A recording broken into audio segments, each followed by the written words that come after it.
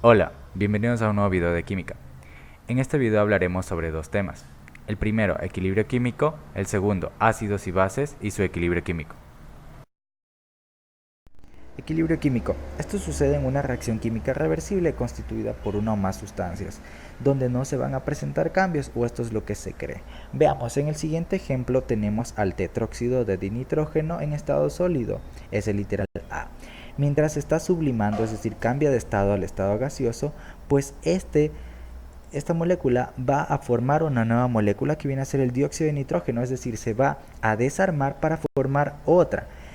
Como se dan cuenta, va a tener una flechita, es decir, que nada más está formando, pero en el literal C podemos apreciar que existen dos flechitas. Esas dos flechitas indican que es un proceso reversible, es decir, que va a existir la misma velocidad de formación de productos y la misma velocidad de formación de reactivos. Entonces esto alcanzó un equilibrio químico.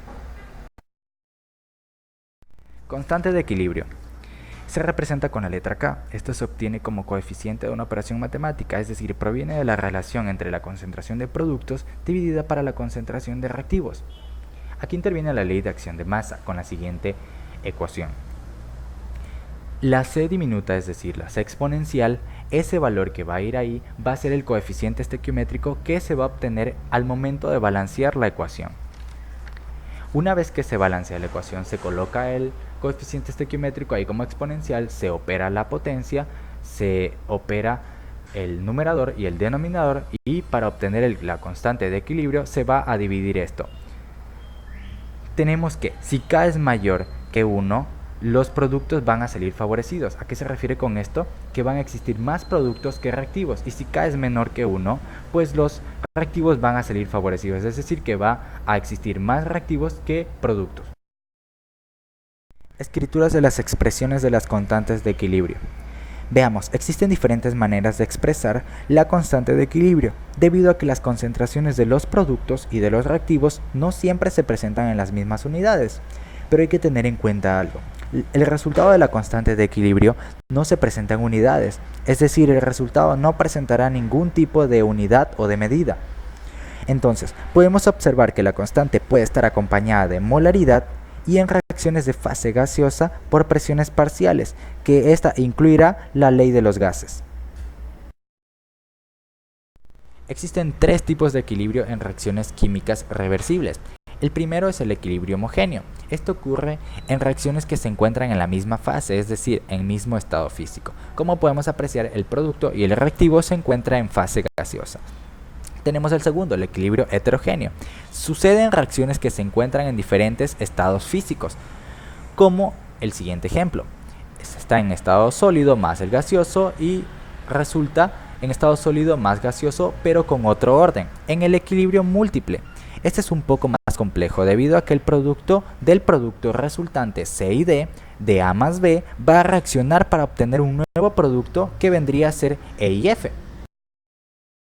Representación de la constante de equilibrio. Se van a considerar dos reglas. La primera, cuando la ecuación de una reacción química reversible se escribe en dirección opuesta, el resultado de la constante de equilibrio va a ser totalmente distinto al del original. ¿Por qué? La segunda regla lo indica. El valor de la constante de equilibrio dependerá de cómo se encuentra balanceada la ecuación. ¿Qué información proporciona la constante de equilibrio?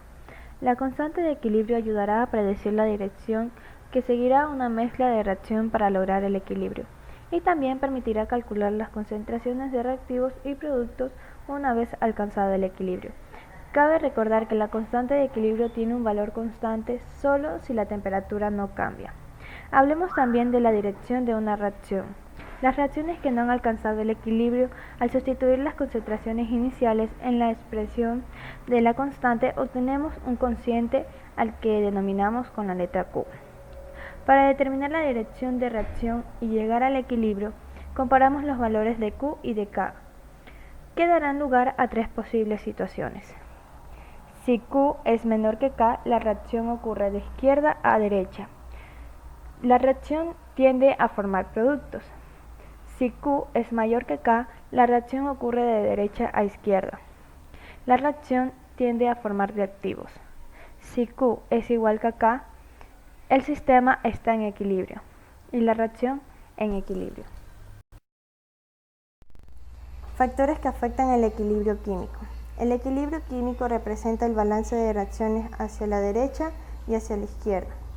Los cambios en condiciones experimentales pueden alterar el balance y el desplazamiento de la posición del equilibrio para que se forme mayor o menor cantidad de producto deseado. Ejemplo, si la posición del equilibrio se desplaza a la derecha, significa que la reacción neta va de izquierda a derecha. Principio de Le Chatelier. Es una regla general que ayuda a predecir el desplazamiento de una reacción en equilibrio cuando hay un cambio de presión, concentración, volumen o temperatura. Establece que si se presenta una perturbación externa sobre un sistema en equilibrio, el sistema tomará una nueva posición en equilibrio. Cambio de concentración. Esta depende de la cantidad de reactivo o producto que se agregue. De esta depende si va de derecha a izquierda o de izquierda a derecha. Cambios de temperatura. Solo los cambios de temperatura modifican la constante de equilibrio. Cuando la temperatura aumenta, se agrega calor al sistema, y cuando ésta disminuye, se remueve calor del sistema. Efecto de un catalizador. Se encarga de aumentar la rapidez de una reacción. El catalizador no afecta la constante del equilibrio ni la posición de un sistema en equilibrio. Lo que hace un catalizador es acelerar la reacción para que la mezcla alcance más rápido el equilibrio. Segundo tema, ácidos y bases. Los ácidos y las bases. Un ácido es una sustancia que es capaz de liberar iones de hidrógeno en una solución, aunque también se considera como un ácido a una sustancia que puede recibir un par de electrones. La base. En esta se considera como una sustancia capaz de disociar iones de hidrógeno en una solución. Tanto los ácidos como las bases pueden ser identificados según su posición en la escala del pH. En el caso de los ácidos, estos tienen un valor inferior a 7, mientras que las bases tienen uno superior al 7. Según la teoría de Bronsted de los ácidos y las bases, se dice que los ácidos son sustancias con la capacidad de donar o ceder protones, y las bases son sustancias capaces de aceptar los protones en una disolución. Asimismo, el agua es una sustancia anfótera, ya que puede actuar como un ácido o como una base. Por otra parte, se forman los ácidos y las bases conjugadas. La base conjugada de un ácido de Bronsted es la especie que se forma después de que un ácido donó un protón. El pH es una medida de acidez o alcalinidad que indica la cantidad de iones de hidrógeno presentes en una solución o en una sustancia. Asimismo, las siglas del pH significan potencial de hidrógeno, que esta de aquí es una escala numérica que mide el pH de las sustancias comprendidos entre los números de 0 a 14. Las sustancias más ácidas se acercan al número 0, mientras que las más alcalinas o básicas se aproximan al 14. Sin embargo, existen sustancias neutras como el agua, cuyo pH está comprendido entre 7 y 7.3. Ácidos débiles y la constante de ionización. Como hemos visto, existen relativamente pocos ácidos fuertes. La mayoría de los ácidos son débiles. Vamos a considerar un ácido monoprótico débil, HA, y su ionización en agua se representa de la siguiente forma. Podemos observar que tenemos HA, que en este caso la H va a representar el hidrógeno y la A un elemento químico que lo pueda acompañar, más H2O, y nos va a dar como producto H3O ion más una base conjugada, o simplemente lo podemos representar de la siguiente forma. HA va a dar como producto ion de hidrógeno más la base conjugada, dándonos una expresión para poder calcular la constante de equilibrio, que está dado por la K, y va a ser igual a los productos sobre los reactivos. Bases débiles y la constante de ionización de una base. La ionización de las bases débiles puede analizarse de la misma manera que la ionización de los ácidos débiles. Cuando el amoníaco se disuelve en agua, en este caso, se lleva a cabo la reacción,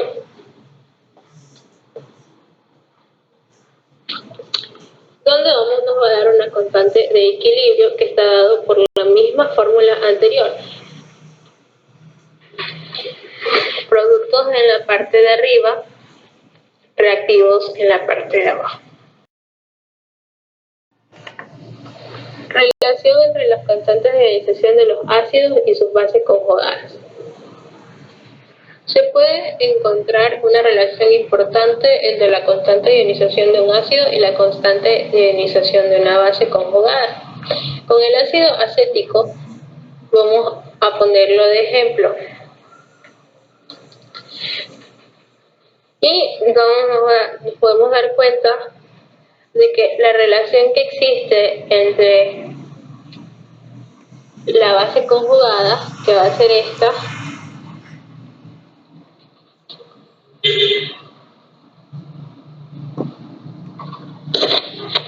con su constante de ionización. La estructura y fuerza de los ácidos. La fuerza de un ácido depende de factores como las propiedades del disolvente, la temperatura y la estructura molecular del ácido. Ácidos halogenhídricos. Los halógenos forman una serie de ácidos binarios denominados ácidos halogenhídricos, y la fuerza de los ácidos halogenhídricos incrementa a partir del ácido fluorhídrico hasta llegar al ácido iodídrico. Los ácidos oxácidos son ácidos formados por oxígeno, hidrógeno y algún otro elemento que actúe como átomo central. Propiedades ácido-base de las sales. Las sales son compuestos iónicos formados por la reacción entre un ácido y una base. Existen sales que producen disoluciones neutras. Se da cuando al reaccionar una sal no se hidroliza en una medida apreciable y al momento de la disolución se consideran neutras. Sales que producen disoluciones básicas. Se da en una disolución entre una base fuerte y un ácido débil. Sales que producen disoluciones ácidas. Se da cuando se disuelve en agua una sal derivada de un ácido fuerte y una base débil. Aparte, también existen las que se hidrolizan tanto el catión como el anión. Estas sales son derivadas de un ácido débil y una base débil y se hidroliza el catión y el anión, pero esta disolución puede llegar a ser ácida, básica o neutra. Los ácidos y bases de Lewis. En 1932, el químico norteamericano G.N. Lewis postuló que una base, hoy en día conocida como base de Lewis, es una sustancia capaz de donar un par de electrones, y un ácido, hoy conocido como ácido de Lewis, es una sustancia capaz de recibir un par de electrones. Las ventajas que tienen los ácidos y bases de Lewis es que incluyen muchas reacciones que no participan en los ácidos de Bronsted.